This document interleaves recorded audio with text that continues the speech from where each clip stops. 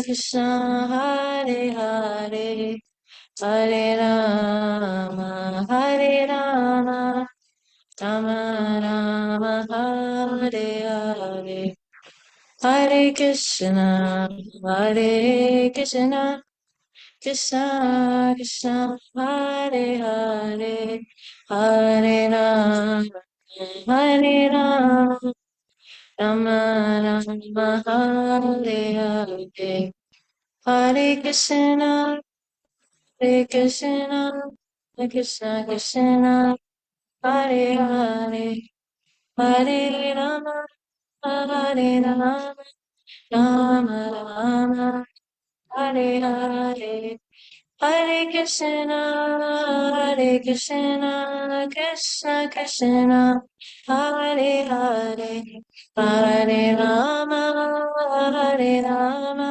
Rama Rama, Hare Hare. Jaya Prabhupada, Jaya Prabhupada, Jaya Prabhupada, Jila Prabhupada, Jaya Prabhupada, Jaya Prabhupada, Jaya Prabhupada, Jila Prabhupada, Shila Prabhupada ki Jai. Jai Vishnu Pad Paramahansa Parivajikacharya Shatashat Shri Srimad, His Divine Grace A.C. Bhaktivedanta Swami Maharaj, Srila Prabhupada ki Jai. Jai Vishnu Pad Paramahansa Parivajikacharya Shatashat Shri Srimad Bhakti Siddhanta Sarasvati Goswami Maharaj, Prabhupada ki Jai. Grantaraj Srimad Bhagavatam ki Jai. Nitai Gaur Premanande Hari Hari Bol.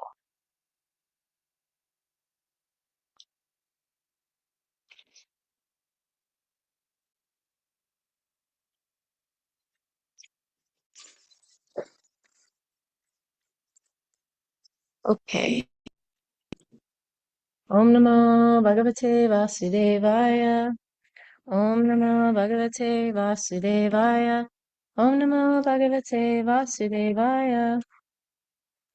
Reading from Srimad Bhagavatam, Canto 6, Chapter 9, Text 43.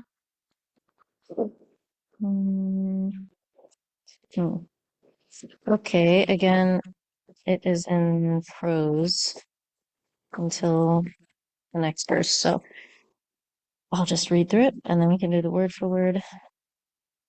Atta eva svayam tad upakalpayasmakam Bhagavata Parama Gurustava Charana Shata Pala Shachayam Vividha Vrajina Samsara Parishramo Pashamanim Upasritanam Bayam Yat Kameno Pasaditaha At Eva, therefore, Swayam yourself, Tat that, Upakalpaya, please arrange, Asmakam of us, Bhagavata of the Supreme Personality of Godhead.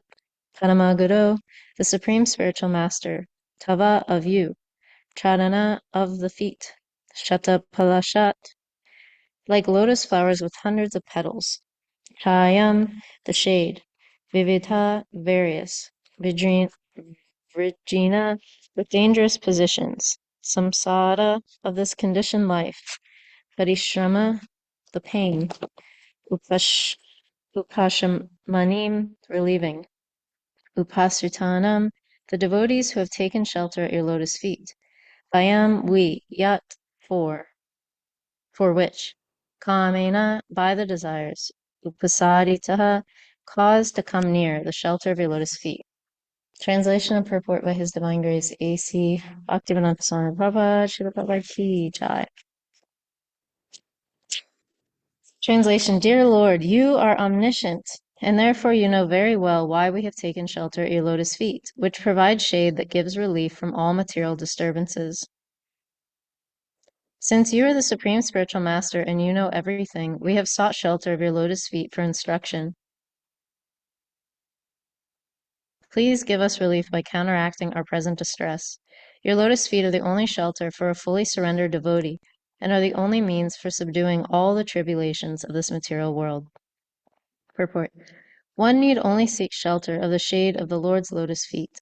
Then all the material tribulations that disturb him will be subdued, just Just as when one comes under the shadow of a big tree, the disturbances caused by the heat of the scorching sun are immediately mitigated, without one's asking for relief. Therefore, the whole concern of the conditioned soul should be the lotus feet of the Lord. The conditioned soul suffering from various tribulations because of existing in this material world can be relieved only when he seeks shelter at the Lord's lotus feet. Om Jnana-timanandasya Gananjana Shalakaya Chaksha Unmalitam Yena Tasmai Shri Gurave Namaha. Jai Shri Krishna Chaitanya Prabhu Nityananda Shri Advaita Gadadhar Shivasari Gaura Bhakta Vrinda Hare Krishna Krishna Krishna Hare Hare Hare Rama Rama Rama Hare Hare. So very nice verse, and of course there's so many verses in the Bhagavatam speaking about taking shelter of the Lord's lotus feet. And of course in Bhagavad Gita it's spoken about in so many different ways. Maybe not explicitly saying take shelter with that word used, shelter, but the Lord is encouraging through Arjuna, he's encouraging all of mankind to take shelter of him, and then his ultimate instruction at the end of the Bhagavad Gita, Sarvadharma Parityagya Mamekam Sharanam Vraja. So just abandon all varieties of what you think is dharma and take shelter of me, and I will take care of all of your sinful reactions. And sinful reactions are the reason why we are getting dispensed our suffering. So yeah, even a neophyte devotee, I was just listening to a lecture this morning, that even the neophyte devotee is actually being taken care of by Krishna in many different ways, but it was specifically speaking of how their karma is being personally dispensed by Krishna. So in a way that, either the reactions are diminished, or I've been reflecting on how Krishna also, just like, why do things come up at certain times in our bhakti? Why do we get purified of certain things? Like, let's say we're in a stable environment, we feel very stable in whatever it is, the community, the ashram, the wherever that we're serving. And then it's like, oh, now all this gunk is coming up. And it's like, well, you're in a stable enough place to handle it. But it's very interesting, Krishna's timing, that these things that we, just the process of anartha nivritti, that it's not just random. It's not just whimsical. Actually, it's, we're being guided at every step and taken care of at every step by Krishna. So it's not just like, well, you're on your own until you get pure enough to approach me, because that's, without Lord Chaitanya, that is basically the way it would be. Because in Bhagavad Gita, have to come to the Brahmabhuta platform before being able to approach Krishna. But as for myself, and I don't know about anybody else, but that coming to the Brahmabhuta platform in this lifetime, I don't know if that would happen. But with Lord Chaitanya is giving the taste, and then he says, we'll talk about the rest later. We'll talk about the purification, the rules and regulations, all that later. Right now, just get a taste so that you can continue on. And, being conditioned souls in the Kali Yuga, we're worshiping at the altar of our mind and senses. So we need taste is really what's driving us. Of course, ultimately, taste is what's driving rasa is what is driving everyone, whether you're in Satya Yuga or Kali Yuga. But in Kali Yuga, it's so base level sense gratification, just animalistic sense gratification. Just like Prabhupada would explain, that um, the I'm trying to think of how he said it. Basically, like, human beings have become like animals where they're just the sense of smell. It's somewhere in the Bhagavatam, sense of smell is, and of course also the tongue is really what's like guiding the living entities of Kali Yuga, even the human beings, Oh, this tastes nice. This smells nice and is like palatable, pleasing. So that's the direction I'll go in. We're just so, yeah, dragged around by the tongue, wanting to talk about this, that, the other, gossip, or, there's so many magazines every time you go through the checkout at Weiss or whatever. It's like, oh yeah, just so much that the tongue, it's like you think it's just for the eyes or the mind, but actually it's so that the tongue, the mind gets stimulated, and then later on it perpetuates the tongue speaking about these things that don't matter at all. Like, what stage of divorce are Brad Pitt and Angelina Jolie in? What's happening with the Kardashians? What's, happening in the president's personal life, whatever it might be. And then, of course, there's the tongue. Yeah, just relishing all different kinds of flavors of food stuff that, I mean, now they're making, well, they have been making forever, hyper palatable foods, uh, or ultra processed foods. And I was listening to something that was saying, like, what's the difference between processed and ultra processed? And this man was explaining, well, processed is like you take an apple, and even if you cut it, that's like processing to some extent. And then if you blend it up, well, that's processing it even further. But ultra processed food, which is like, he said, ultra processed food is 75% of an average grocery store. Ultra processed food is something that you could not make in your own home if you tried, even if you were like an expert chef or anything like that. You could not. It has to be made in a lab or a factory. You can't make it in your home. So 75% of an average grocery store is things that you can't even make in your own home, which is pretty scary. So anyway, that just shows, the extent to which the tongue wants, let's make it even more of a dopamine hit. Let's make it even more palatable. Just being dragged this way and that by the senses. So yeah, the living entity is just worshiping, like I said, at the altar of the mind and the senses. And as this verse and purport today is speaking about, Krishna is the actual shelter. So I thought to speak about, well, first, just a little bit of background or discussing,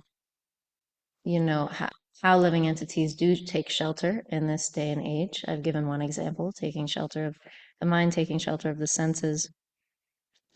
Um, and then going into, I kind of did a bit of a, like, trying to use the transcendental intelligence given by Prabhupada's books to really make like I don't know what a SWOT analysis is, but I always hear SWOT analysis. I don't know what it stands for, but this is my SWOT analysis of the consequences of not taking shelter of Krishna, and then the benefits of taking shelter of Krishna, and with a lot of different verses to substantiate what I am saying.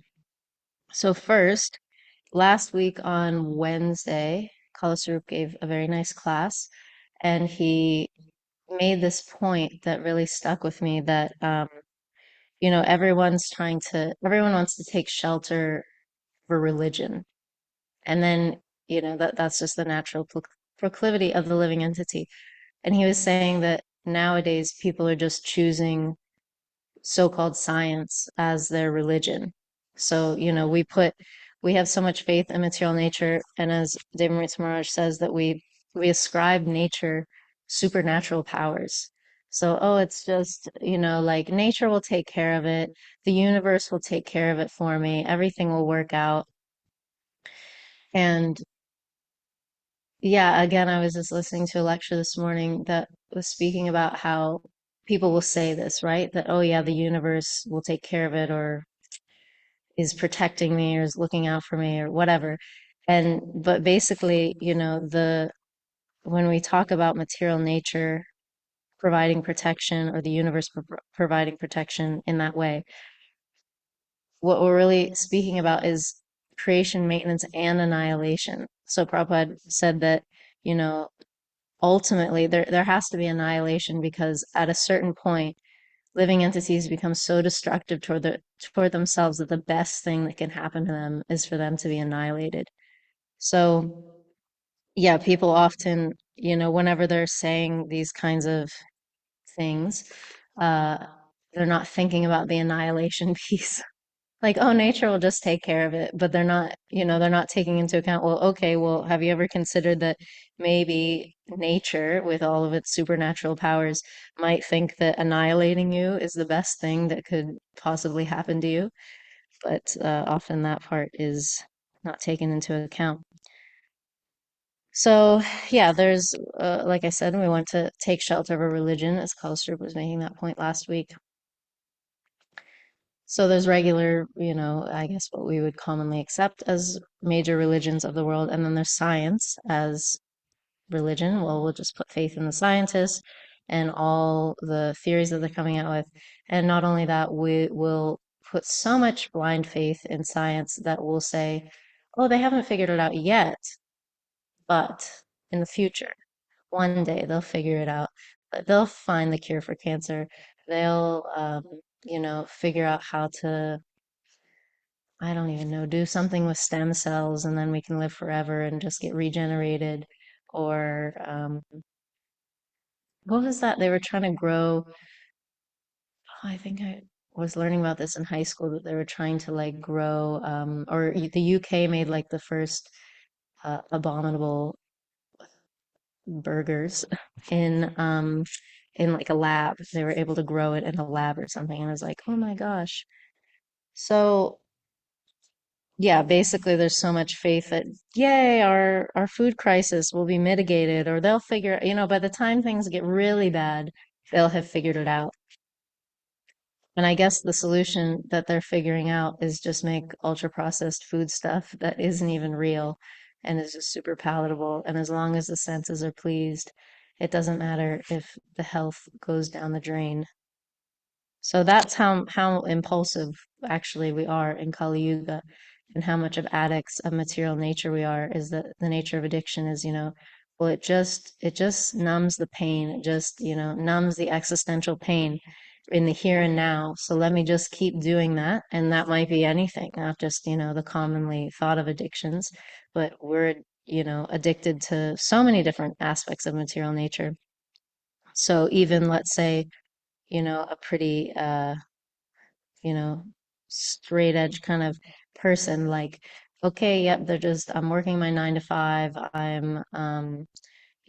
have the perfect like family unit. We have a house. Um, I don't even know, like kind of the picture of like American success. And they have no, quote unquote vices. Nobody's addicted to anything.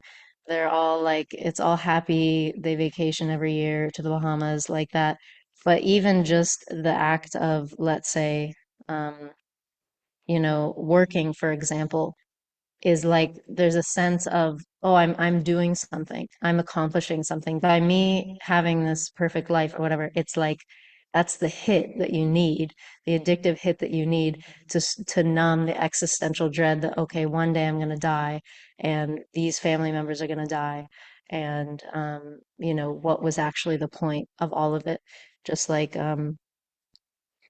President Reagan, for example, I forget when this was. Again, I was hearing in a lecture that he, some years, maybe like a decade after he was president, maybe a decade and a half, he had gotten Alzheimer's so bad that he couldn't even remember that he had been president of the United States. And then it gets to a point where, like even your dearly beloved could be in the house with you, taking care of you, let's say his wife. And then, the person with Alzheimer's wakes up in the middle of the night and is like, who are you? Strange woman, get out of my house. I'm calling the police. Like, can you imagine? Material nature is so cruel like that. It's just so painful. So anyway, yeah, basically, like I said, all addicted to material nature just to try to, yeah, numb this existential pain of separation from Krishna. Oh, so yeah, it's so that's why we're seeking shelter in material, or in yeah, in material things. Like I said, just to mitigate the, the deep existential knowledge that, well, one, we're separated from Krishna, but we might not consciously know that, but at least we can, if we really like even materially dove into it, there's this fear and this knowledge that we're not the controllers. And then if we're not the controllers, then we're also the next subsequent fear is, well, I'm not the enjoyer then, because if to enjoy, you have to control. So yeah, it's a pretty precarious, like lose-lose situation if we take shelter of material nature. So like I said, there's different, we all want a religion to be able to make sense of things. How do we fit into this universe? How do we exist existentially? And then religion comes into play, just like I said, regular religion that we would think of the common religions of the world. And that helps us to make sense of the world. Okay, what's my relationship to this universe? Who am I in relation to God? Is there a God? What does he or she look like? How am I to interact with said God? How am I to interact with other living entities? What's the purpose of life? All these things are answered. And then like I said, you have science, which is, so much faith is put in that, just like a religion. And then that's answering that, okay, we'll just figure out everything about how the universe works. And in that way, we'll feel some sense of control over the situation that, well, at least I know that there's some mechanism behind this universe that's moving things. And if I know what that is, then, I can plan my life accordingly and figure everything out. And even if somewhat, I forget what it's called, like if somebody's an atheist or agnostic or yeah, basically I can't think of what it's called. Whenever you just say that whenever it's just like, oh, like nihilistic philosophy, that there's no point to this universe at all. It's just, yeah, there's no point. But instead of, those people getting so depressed, then, well, the point becomes, let me just enjoy my mind and senses. So then we just worship again at the altar of the mind and senses. And so that's even, that's the other religion is this basically allowing our mind to make sense of things. So the common thread through all of these quote unquote religions that I'm presenting is that the human beings have the natural proclivity to and the instinct to make sense of the world. How do I fit in? What's the higher power? What are the higher principles at play? So if we just look at that and see, oh, this is the common thread, then that should be very telling to us that there's a reason, we feel this way instinctually. Like, Prabhupada makes that point too, that uh, if you can see that, there is this common thread, then one should have intelligence enough to see, oh, there's a reason that we have that instinct. That must mean that there is actually a controller behind all of this, because every man, woman has the drive within them to figure out what's going on. So therefore, one can conclude, well, there must be something going on, something far beyond my conception that I don't know, and that I need to research, make research into the absolute truth. So even to say that, this world is completely meaningless is also deriving a conclusion. It's like it's a sense of control still, because you're saying, oh, this world is completely meaningless. Well, you're you're coming to a conclusive truth about the world, which is another way to give shelter, or at least subtle shelter. So it's all, you can't escape it, like needing to know what is the point. Even if there's no point, at least I figured out that there's no point. So let's go into, I mean, I've touched upon it, but let's go into more of the consequences of not taking shelter. And I have, yeah, a verse to read about that.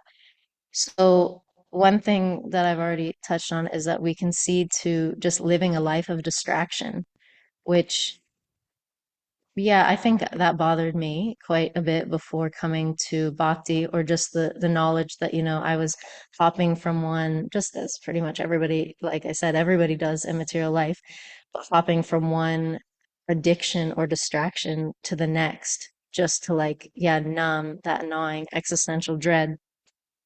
And then just coming to the realization that, like, I feel like we're not meant to live like this. Like, the constitutional position of the human being should not be despair. I have this, like, innate sense that we're meant to be happy.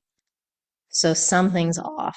There's something is missing, because it's not, God wouldn't have, or I don't know if I was thinking God at that time, or God, or wouldn't have, or we just wouldn't be existing in this state as our natural constitutional position. And I can probably attribute that to growing up, learning something about Christianity, or at least, like, watching Veggie Tales. Um,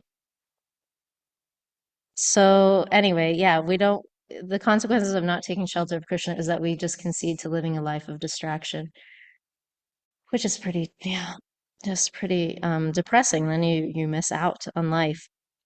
And then we also, yeah, we also take shelter by not taking shelter of Krishna. We take shelter of, the fallible soldiers. Like, Prabhupada has there's so many quotes all throughout his books about how one will take shelter of some, like, pseudo religion, pseudo God. And that doesn't just mean, like in the 70s when a bunch of people were coming from India and they're like the next big incarnation. But even, taking shelter of, I don't know, Mick Jagger, or like Madonna, or something like that. Just, it's like you start to worship them. It's idol worship, actually. I was reading something from one uh Christian pastor that was explaining. It was a really nice article about, like, just the Christian conception of idol worship, and what does that mean? Because my dad's asked me that question so many times about the deities, and just having a really hard time with that in Krishna consciousness. And there's a nice book, I forget who, somebody on this call probably knows, that made that little booklet about, like, explaining deity worship, specifically to, like, newer audiences. I mean, I'd like to read it too, just even though guess I've been around a little bit. Uh, anyway, yes, the point is that we put our faith and idolize so many people, not only people, things. You could worship your car. Um, you could, yeah, worship really anything, or, like I said, anything that we're addicted to in material life. That's idol worship. So that's the point that this, Christian pastor was making, is that, anything that we put before God and before our relationship with Jesus, that's idol worship. It's because you're thinking, oh, this is going to do it for me. This is going to fulfill me. This is going to fulfill the G-shaped hole in my heart. So I thought that was a really good point. I'm like, wow, yeah, what's the, even my dad came to the conclusion, because I think he had this, um, he always had this, like, little, I don't know, clay, like, figurine thing of John Lennon, with his guitar, and there's, like, a little bird sitting on the end. And then my dad naturally, I guess, came to the conclusion, maybe because he was chanting a little bit or reading Bhagavatam, that, he's like, idol worship, like the deities, this and that. And then at a certain point, we were talking about it, and he's like, yeah, actually, like, sometimes I feel weird because I even have like, these statues or pictures or something of, because he's a musician. So, like, musicians in the house. And it's like, I kind of wonder, is that idol worship? And I'm like, boo, you got it. So, yeah, even from that perspective. So that was a nice realization that he had, and it helped me too. I was like, oh yeah, I didn't think about it like that. So yeah, and then we're also taking shelter. If we're not taking shelter of Krishna, then we're taking shelter of just mental concoction that, even worshiping things that haven't happened yet. So in the future, when I get this, when I finish my degree, when I get that job, when I get that person, when I get that thing, that's going to make me happy, which is completely, I mean, it's like unfounded faith. I guess people might say, oh, but I saw whenever, you know, I saw that Hugh Hefner has a bunch of girlfriends and he's super happy. So that means if I get a bunch of girlfriends the one day that I do, and to do that I gotta get a bunch of money, then I'm gonna be super happy too. So yeah, I guess one could make the argument that, oh, because I've seen, but that's Maya really is like, oh, but I've seen other people. It's just that I'm not trying hard enough, it's just that I haven't gotten that yet. But it's always like, it's like trying to grab smoke, it's always right outside of the grasp. So there's, oh, and the last point on this before I read this verse is that, actually, I'll read the verse first. So it's 5:14:29. And it's related to this point that I'm making.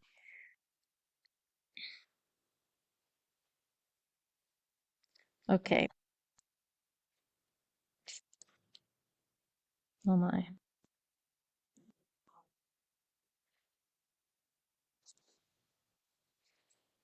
Okay.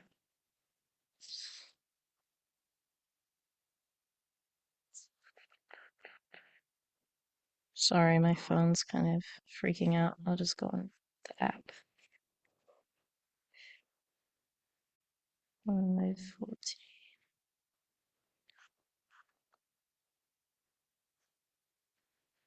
Okay. The personal weapon used by Lord Krishna, the disc, is called Hari Chakra, the disc of Hari. This chakra is the wheel of time. It expands from the beginning of the atoms up to the time of Brahma's death, and it controls all activities. It is always revolving and spending the lives of the living entities, from Lord Brahma down to an insignificant blade of grass. Thus one changes from infancy to childhood to youth and maturity, and thus one approaches the end of life. It is impossible to check this wheel of time. This wheel is very exacting because it is the personal weapon of the Supreme Personality of Godhead. Sometimes the conditioned soul, fearing the approach of death, wants to worship someone who can save him from imminent danger. Yet he does not care for the Supreme Personality of Godhead, whose weapon is the indefatigable time factor. The conditioned soul instead takes shelter of a man-made god described in unauthorized scriptures. Such gods are like buzzards, vultures, herons, and crows. Vedic scriptures do not refer to them. Imminent death is like the attack of a lion, and neither vultures, buzzards, crows, nor herons can save one from such an attack. One who takes shelter of unauthorized man-made gods cannot be saved from the clutches of death. And then Prabhupada in the purport quotes that in Bhagavad Gita it is stated, Mam eva ye prapadyante mayam etam tarantite. Whoever fully surrenders unto Krishna can be saved from the cruel hands of material nature. And then, yeah, just explaining further what was explained in the verse that, but instead we want to often take shelter of someone that's basically going to cheat us, but we want to be cheated for our own, just to get some temporary sense gratification. So moving on, or I guess the last point on this, the consequences before we get into the amazing benefits of taking shelter of Krishna, is that I was hearing this really like such an amazing explanation of you know, neti neti, that there's these philosophers that, or well, yeah, philosophers and personalists that take this approach to trying to find out about the absolute is, not this, not that, or not this, not this. So neti neti, that, we might think to ourselves, oh, that seems so far away from me. Like, I wasn't spending my time contemplating like, oh, it's not this. The absolute truth isn't this, and it's not that, and it's not, I don't think most young people are doing that nowadays, or older people. Um, but the way it was explained is that, but we do, our nati process is that we're just jumping from one thing to the next. Like, oh, I'll try this. Oh, it didn't make me happy. What about this person? Nah, not them. How about that person? Nah, not them. So this is our nati process, is that we're just jumping from one material thing to the next, saying, that's not going to make me happy, but then let me try something else material. So I thought that was a really great explanation. All right, we're wrapping up the consequences. We are going fully into the benefits of taking shelter, which are innumerable. So I'm just going to touch on a few, but anybody's welcome to add. So I wanted to start by reading from the CC Madhya Lila 6:147.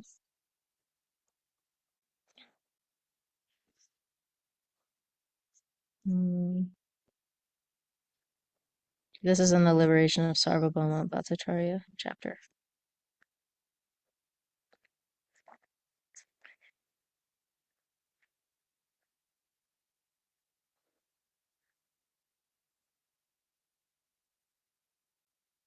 I just want to find the part I wanted to read.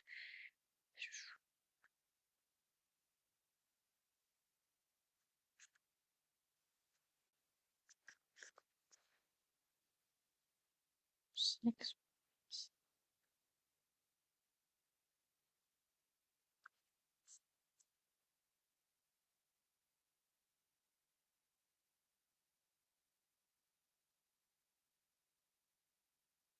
Okay.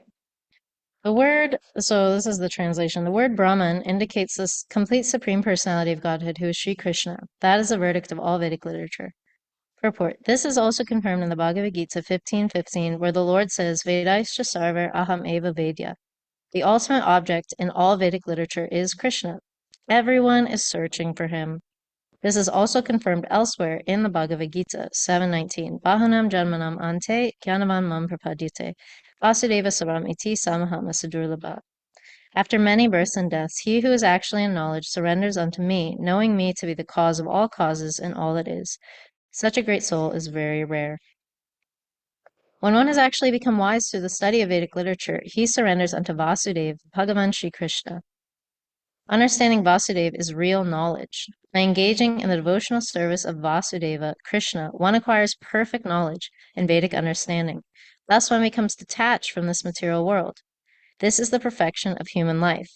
Although one may perfectly follow religious rituals and ceremonies, he is simply wasting his time, shrama eva hi kevalam, if he does not attain this perfection.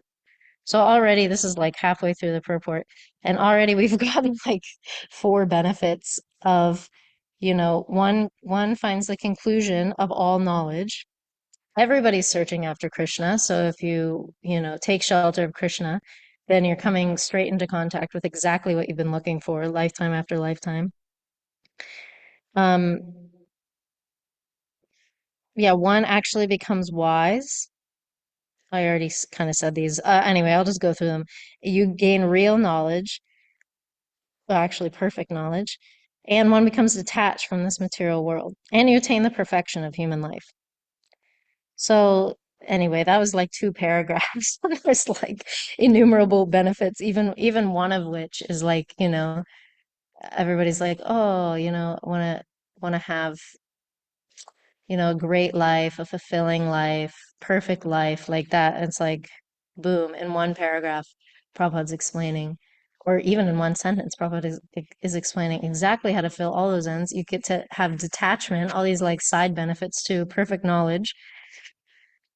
So, yeah, and then I was thinking also like, people might say, oh, but if it feels so far away, like, I just want to enjoy my senses right now. But actually, we might try to enjoy our senses right now, but actually, there's no fulfillment. And we actually feel a very deep sense of dissatisfaction, which is a horrible underlying feeling. And then the natural next step is that because you have this baseline of dissatisfaction, unfulfillment, like I said, existential dread, then you have to be like satisfying your senses, engaging your senses in just like more and more and more and more at every moment, which is exhausting. And like I said, that's just a life of distraction. So instead, and also, it's not even true that we don't get happiness in Krishna consciousness right now. It's not just a like, let's suffer right now and then in the future, like, I guess in the Bhagavad Gita it says, mode of goodness is like, poison in the beginning and nectar at the end. So if one Okay, one might think, okay, well, I guess that's just how Krishna consciousness is. But actually, we get so much enjoyment in the here and now. We get so much satisfaction. Sometimes, at least for myself, or maybe other devotees have the experience where it's like you just forget how much like baseline dissatisfaction you had before. Um, and like I said, just yeah, the existential crisis of like, okay, yeah, maybe I'm going to a party or I'm eating something nice or watching something nice like that, and I'm temporarily stimulated. But as soon as that stimulation wears off, or even during the stimulation, if one's even intoxicated, something like that, then it creeps back in and you're like, oh no, it's not working anymore. So yeah, we don't have to experience that in bhakti. It's like even on your worst day, there's still going to be, at least like what's the goal of life and what's the point of all this and who's in control. So even you could be going through something, catastrophic, but, and I mean, you might even blame Krishna or something, like that, be very angry, but at least, at least you know who to, I mean, not that it's right to blame Krishna, but like at least you, so to speak, know who to blame. Like we have knowledge of like Krishna. It might not be perfectly applied in that instance, but you're acknowledging even that Krishna exists. So that's wonderful. Um, it's not so wonderful to blame Krishna, but like I said, better than not even acknowledging. So there's this prayer. There's so many prayers actually in the Krishna book um, about devotees taking shelter or begging to take shelter. There's Narada Muni, the gopis. Who else was speaking? Um, that's the gopis. Anyway, these two are very nice. Narada Muni and the gopis are the ones that I found. So this is when Narada Muni is, going from palace to palace of Krishna. And so he says, oh wait, is this sorry, I'm gonna read first Akrura's prayers. That was the other one. Akrura, then Narada Muni, then the gopis. So, Akrura says that Akrura is meditating on what it's going to be like. We have this tendency in conditioned life to meditate on what's the sense gratification going to be like. And Akrura is showing the perfection of meditating on the spiritual sense objects. That before he's going on, is it during or before he's going on his trip in the chariot? He says, as soon as I arrive in Vrindavan, I will get down from this chariot and fall prostrate to offer my obeisances to the Supreme Lord, the master of material nature and all living entities. The lotus feet of Krishna are always worshipped by great mystic yogis, so I shall also worship his lotus feet and become one of his friends in Vrindavan, like the cowherd boys. When I bow down before Lord Krishna in that way, certainly he will place his fearless lotus hand on my head. His hand is offered to all conditioned souls who take shelter under his lotus feet. Krishna is the ultimate goal of life for all people who fear material existence, and certainly when I see him, he will give me the shelter of his lotus feet. I am aspiring for the touch of his lotus-like hand on my head. When that hand touched the presentations of King Indra and King Bali, these two became qualified to be lords of the universe. And when that hand touched the gopis as they danced with Krishna in the Rasa Leela, it relieved all their fatigue. So yeah, it's so nice. It says Akrura was expecting the blessings from Lord Krishna's hand. And then next one is Narada Muni. When Narada Muni is this is when he's going from palace to palace and seeing all the different pastimes, in one place Krishna's making war plans, in the other place Krishna's making peace plans, and he's practicing sword fighting, he's taking care of his children, he's spending time with his wives, so each palace something different. And then Narada Muni says, I'll just read a little part of it. It is my great fortune that I've been able to see your lotus feet today. Anyone who becomes attached to your lotus feet is elevated to the supreme position of neutrality and is uncontaminated by the material modes of nature. My Lord, you are unlimited. There is no limit to your opulences. Great demigods like Lord Brahma and Lord Shiva are always busy placing you within their hearts and meditating upon you. The conditioned souls who have now been put into the blind well of material existence can get out of this eternal captivity only by accepting your lotus feet. Thus, you are the only shelter of all conditioned souls. My dear Lord, you have very kindly asked what you can do for me. In answer to this, I simply request that I may not forget your lotus feet at any time. I do not care where I may be, but I pray that I constantly be allowed to remember your lotus feet. Okay, last one. This is the gopis. When was this? Anyway, this is prayers. Which chapter is this in Krishna book? I can't remember, but this is prayers from the gopis to Krishna. They say, the gopis therefore prayed to Krishna, Dear Krishna, from your navel emanated the original lotus flower, which is the birth site of Brahma, the creator. No one can estimate your glories or your opulence, which therefore remain always a mystery, even to the highest thoughtful men, the masters of all yogic power. However, the conditioned soul fallen in the dark well of this material existence can very easily take shelter of your lotus feet. Thus his deliverance is guaranteed. So there's some more benefits. We get blessings, deliverance is guaranteed. What else do they say? Get out of the eternal captivity. I was like, oh my gosh, I was thinking about a zoo. Imagine just being in a like one of those sad bears in the zoo. That's like us in the material world. And then Krishna's, they're saying, well, I mean, these are the highest authorities. Narada Muni's been everywhere in the universe. And he's like, well, figured it out. Like, we're trying to speculate what's the point and what should I ultimately take shelter of? It's like, take it from Narada Muni. He's been everywhere. So, uh, yeah. And then he's saying, well, they can get out of the captivity only by accepting the shelter of your lotus feet. And then LaCroix is making the point, one can become fearless. So, I mean, the benefits are endless. Yeah, also pure bliss is guaranteed. And we get to experience, I mean, really what the heart wants at the end of the day is that we get I mean, with Krishna, but also amongst devotees, taking shelter of devotional service, hearing and chanting, like just the whole process. You get to cultivate very, very deep relationships and you get to experience the deepest affection, even if, well, okay, this is with Krishna, but also with the devotees. Like, even you could completely not get along with a devotee, something like that, but, ultimately, even the devotee that you disagree with the most, you're still like, you guys are still benefiting from each other's association. And in a sense, like, so much real affection is there, even more than a person in material life that you get along with the best. Isn't that crazy?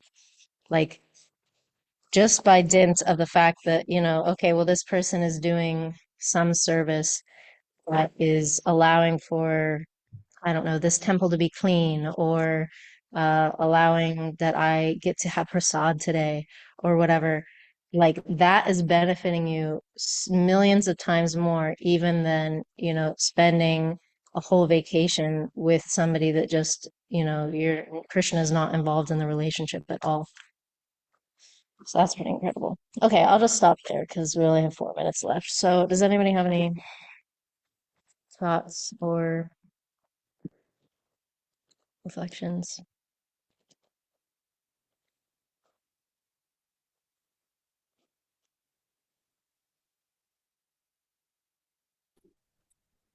Yeah, I have thoughts and reflections, Jai. more actually than I can express. I want to thank you for an awesome class. Um, I actually find it awesome and it's humbling. I marvel every day I hear these devotees giving class, individuals like yourself, who all appear to me to be brilliant and um, deeply thoughtful and extraordinarily articulate. And I just, I feel very dull um, when I, compare myself to such individuals. Anyway, I really appreciate your class. Covered a lot of important territory. A lot of great points made. Gave me a lot to think about, and it's almost overwhelming. Um, it's not a lot of time, but one comment, thought that I had. We were talking about um, the nature of um, experience, pleasure, particularly in the different modes of nature, um, and what is poison in the beginning is like nectar in the end. Um, the mode of goodness, sattva guna. Um, but my thought was that Krishna consciousness actually is, at least when we are have developed some actual Krishna consciousness, or we experience aspects of Krishna consciousness, various aspects of Krishna consciousness directly. The experience is not exactly like that, because Krishna consciousness is transcendental to the modes of material nature. It's beyond sattva guna, and so in the ninth chapter of Bhagavad Gita, Krishna says, the second verse, he says, Raja Vidya Raja Guyam Pavitram Idam Uttamam. I can't remember the next line. He says, Susukam Kartam Avyayam, that it is Susukam, joyfully performed.